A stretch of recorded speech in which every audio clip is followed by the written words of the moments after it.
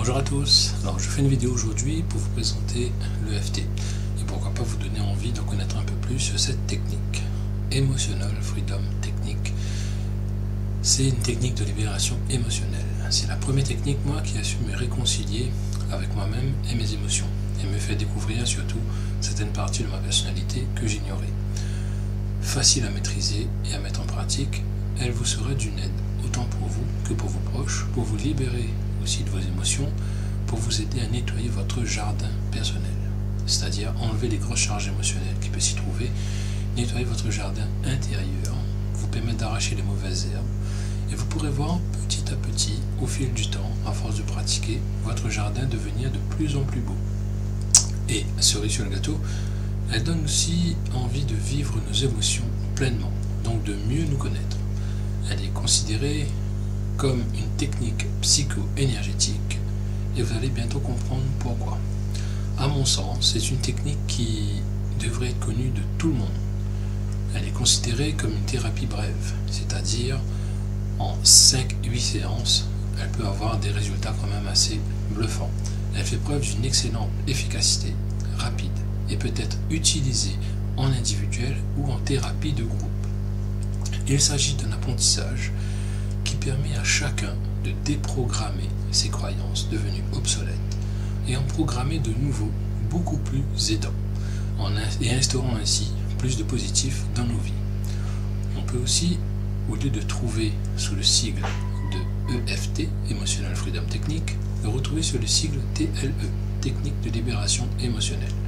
Cette méthode vise à équilibrer le corps et l'esprit en même temps. Elle a été créée en 1995 par Gary Craig, ingénieur de formation.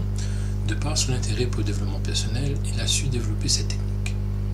C'est une technique très douce et simple, facile à mettre en pratique pour les grands comme pour les petits. Elle permet aussi d'engendrer un grand état de relaxation.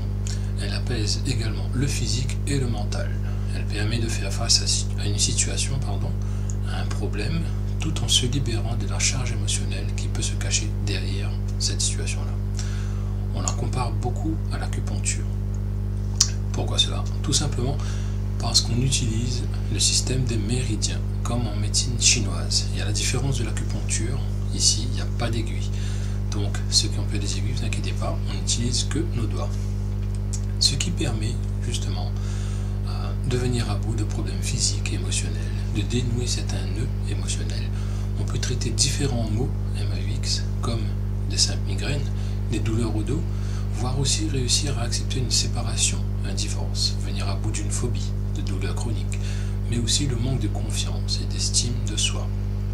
Le postulat de base est que la cause de toute émotion négative est due à un dérèglement du système énergétique, émotionnel et corporel.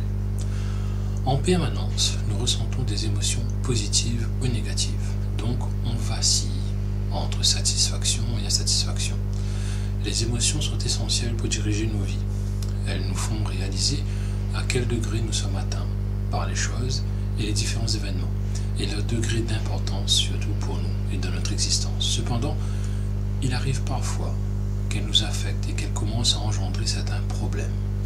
Elles impactent notre santé psychique. Donc là on parle notamment de nos peurs, nos angoisses, notre stress, le manque d'estime de soi, le manque de confiance, et aussi des douleurs physiques, comme par exemple des migraines, des lombalgies, des douleurs cervicales. Et toutes ces émotions créent comme des nœuds. Et c'est en tapotant sur nos méridiens, d'accord, que nous dénouons ces nœuds énergétiques. Cela se fait pendant ce qu'on appelle des rondes de tapping, sur des points spécifiques, permettant ainsi de libérer et de débloquer notre système énergétique. Le souvenir reste, mais la charge émotionnelle est évacuée. On peut l'essayer sur tout, selon ce que disait M. Craig. Vous l'aurez compris, on travaille à la fois sur le corps, le mental et émotionnel. Le corps, c'est un travail physique, par le tapotement, d'accord, avec nos doigts, sur les différents points que sont les méridiens.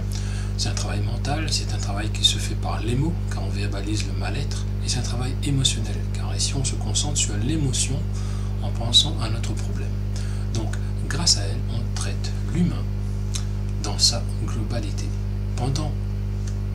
En ce moment, je fais aussi des formations sur ce sujet. Et on a l'occasion de voir l'histoire, le protocole, les émotions, qu'est-ce que le conscient, qu'est-ce que l'inconscient, le système énergétique, et plein d'autres points tout aussi importants. Et on fait face aussi à des cas concrets, donc il y aura bien sûr la pratique. Cette technique vous permet de devenir autonome sur votre bien-être. Vous pouvez l'utiliser sur vous, sur vos proches, conjoints, enfants, amis, collègues, etc. Et vous constaterez aussi que c'est un outil efficace pour tout ce qui est responsable de votre bien-être. Voilà, c'était une brève présentation que je voulais vous faire sur l'EFT. Je pense avoir dit l'essentiel sans trop en dire. J'espère que ça vous aura donné envie d'en découvrir un peu plus. En tout cas, si vous avez des questions, n'hésitez pas. Entre-temps, portez-vous bien. Bonne journée à vous.